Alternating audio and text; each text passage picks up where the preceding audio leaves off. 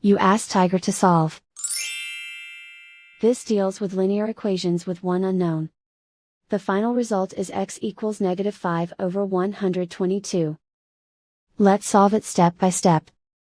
Simplify the expression. Expand the parentheses.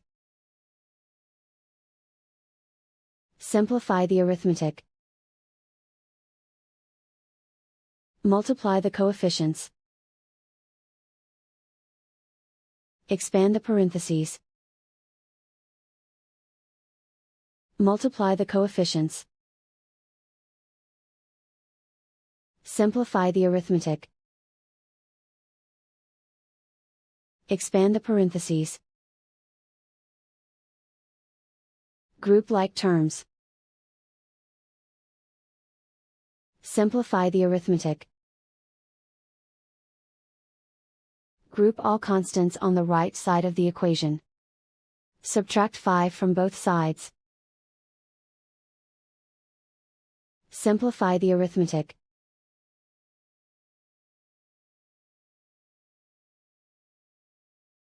Isolate the x. Divide both sides by 122. Simplify the fraction.